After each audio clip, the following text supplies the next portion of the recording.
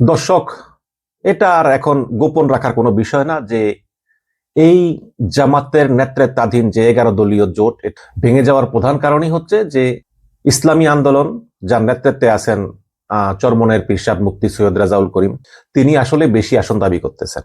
তাদেরকে 40 থেকে 45টা আসন ছাড়তে রাজি হয়েছে জামাত, কিন্তু তারা 70 থেকে 75টা চায়। এর আগে অবশ্য 100-110টা চাইতো। এখন এই জন্য আসলে দায়ী কে?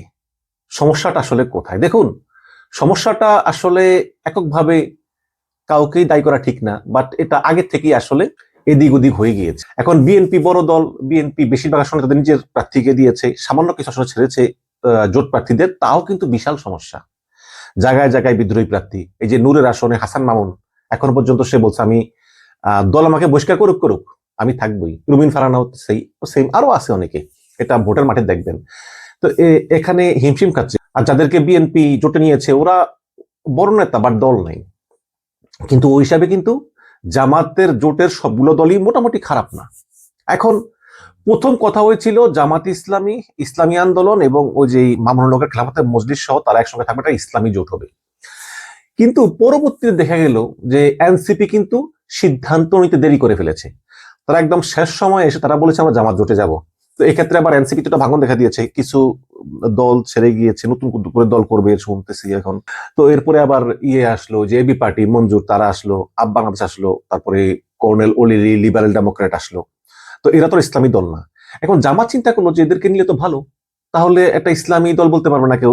এখানে মুক্তিযোদ্ধা আছে, মেজর আক্তারকে নিচে বিতর্কিত, আবার জুলাইয়ের যে শক্তি তারা আছে, এবং এবং আগেও বলেছি আমি জরিপে বিশ্বাসী না, কিন্তু তারপরেও এই পর্যন্ত যে 5টা জরিপ এসেছে সবগুলো জরিপেই কিন্তু 6 থেকে 7% বা 8% লোক বলতেছে আমরা এনসিপি কে ভোট দিব, কারণ এনসিপি জুলাই বিপ্লবের পক্ষে শক্তি।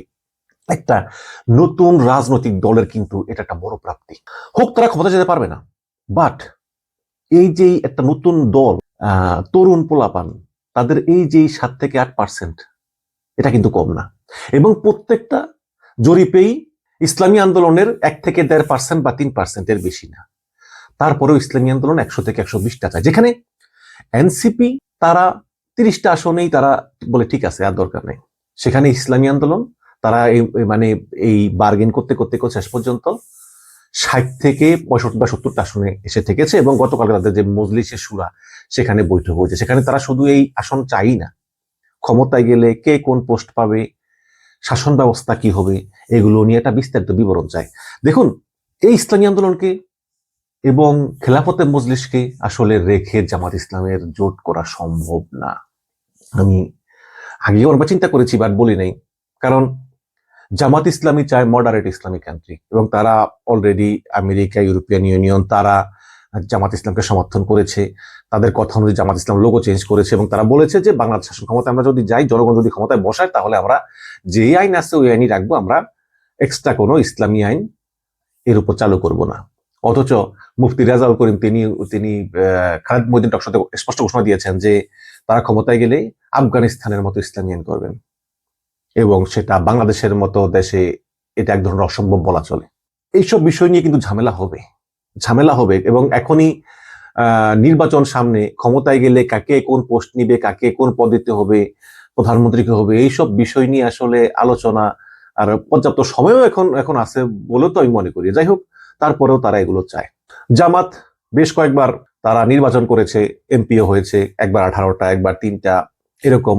বাট ইসলামী আন্দোলনের কেউ এ পর্যন্ত এমপি হয়েছে কিনা আমার জানা নেই, থাকতেও পারে 1-2 জন, আমি জানি না। বাট এখন তারা এতগুলো আসন চায় এবং তারা জোট ছেড়ে বেরিয়ে যাবে। এখন আমার কথা হচ্ছে যে ভাই, ইসলামী আন্দোলনের লাভটা কি এখানে? আমি তো মনে করি যে জামাত জোট ছেড়ে গেলে ইসলামী আন্দোলন, তারপরে মামুনুল হকের খেলাফতের মজলিস, তারা একটা আসনও পাবে না। অনেকেই মনে করেন যে জামাত ক্ষমতায় না গেলেও কাছাকাছি খুব ভালো একটা আসন পাবে। আবার অনেকে মনে করেন ক্ষমতায় যেতেও পারে, কারণ নির্বাচন আরো 1 মাস বাকি আছে, ভোটের মাঠের মতি গতি তো বোঝা যায় না। আওয়ামী লীগের ভোটগুলো ভাগ হয়ে যাবে, কিছু জামাতে, কিছু বিএনপিতে। আমি এখনো বিশ্বাস করি যে ইসলামী আন্দোলন কোনো ফ্যাক্টর না। যদি জামাত ইসলাম এবং এনসিপি দুইটা এক থাকে, এবং সঙ্গে এবি পার্টি আছে, মোটামুটি আছে, তারপরে লিবারেল ডেমোক্রেটের কর্নেল ওলি আছে, এরা সহ যদি এরা এক থাকে, তাহলে ইসলামী আন্দোলন কোনো সমস্যা না। কারণ ইসলামী আন্দোলনের ভোটটা ওই বরিশাল অঞ্চলের দিকে বেশি। আর বাকি সমস্ত অঞ্চলে একটু ছড়িয়ে ছিটিয়ে আছে, বাট কম্বাইন্ড না আর কি। এখন মুফতি রেজাউল করিম চিন্তা করছে যে সোহরাওয়ার্দী উদ্যানে জামাত ইসলামের সমাবেশে যেই লোক হয়েছে, আমার সমাবেশে তো একই লোক হয়েছে, কিন্তু ভাই ওই একই লোকই তোমার সমাবেশও গেছে, জামাত ইসলামের সমাবেশও গেছে, কারণ তারা মুসলমান তো এই জন্য পার্টিসিপেট করছে আর কি। বাট তার মানে এই না যে তারা তোমার ভোট দিবে। তো এইসব চিন্তা কইরা ওই সোহরাওয়ার্দী উদ্যানের লোক সমাগম দেখায়া সমস্ত বাংলাদেশে ভোট করা এত সহজ না বিষয়টা। তারপরেও শেষ করার পর পর্যন্ত জামাত এখন চেষ্টা করে যাচ্ছে যে তার সমঝোতা করা যায় কিনা। তবে কিছু ভুল আছে।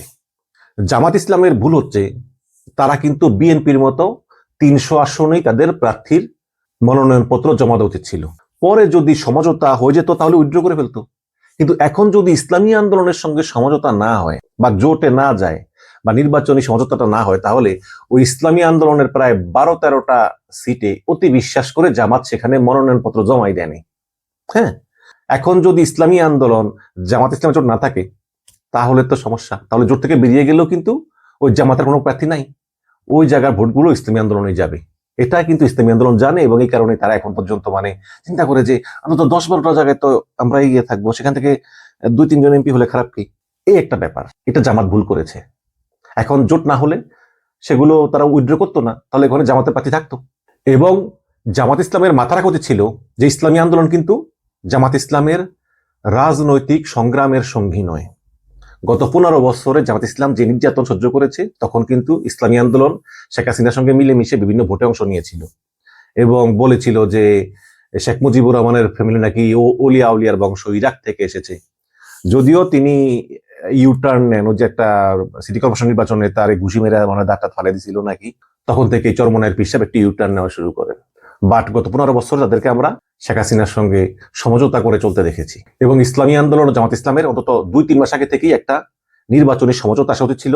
কে কি ধরনের সরকার চায়, কে কি চায়, কে কোন আসন চায়, এগুলো নিয়ে একটা মিনিমাম একটা 2-3 মাস আগে একটা কথাবার্তা হলে তাহলে এই সমস্যাটা হতো না। যদিও আসলে পরবর্তীতে এই এনসিপি এবং আরো কয়েকটা দল আসাতে সমস্যাটা বেড়েছে। এটা আসলে জামাত বা ইসলামী আন্দোলনের কারোই উপরই দোষটা দেওয়া যাবে না, এবং এনসিপি কে তো নিতেই হতো, তাই না? তাদেরকে বিএনপিও চায়, সুতরাং তাদের একটা ডিমান্ড আছে। চরমোনাইয়ের একটা ইগো আছে। তারা দল যাই হোক না কেন, তারা কারো নেতৃত্ব মেনে নিতে চায় না। তারা মনে করে জোট হবে, জোটে আমরাই সেরা হব। কিন্তু জামাত ইসলাম তো অনেক বড় দল, এবং এই এনসিপি জনসমর্থনও ওদের চেয়ে অনেক বেশি, বিভিন্ন জরিপে প্রমাণিত। কিন্তু ইসলামী আন্দোলন সবসময় চায় যে তারা গায়ে মানে নাতনি মোড়ল, অথচ জোট করলে কিন্তু ভালো মন্দ বুঝতে হয়, শুনতে হয়। জামাত ইসলামও কিন্তু অনেক স্যাক্রিফাইস করেছে। তাদের প্রতিটা আসনে একজন প্রার্থী আছে মোটামুটি যে দাঁড়াতে পারে, বাট অনেকে নমিনেশন উইথড্র করে নিয়েছে এই জোটের কারণে। কিন্তু চরমোনাইর তারা এই ছাড়টুকু দিতে রাজি না। আমি মনে করি যে জামাত ইসলামের সবচেয়ে বড় ভুলটাই হচ্ছে ওই 12টা আসনে মনোনয়ন জমা না দেওয়া। এখন যদি এই 12টা আসনে এনসিপির কেউ মনোনয়ন জমা দিয়ে থাকে, তাহলে হয়তোবা সেখানে তাকে জামাত সমর্থন দিতে পারে।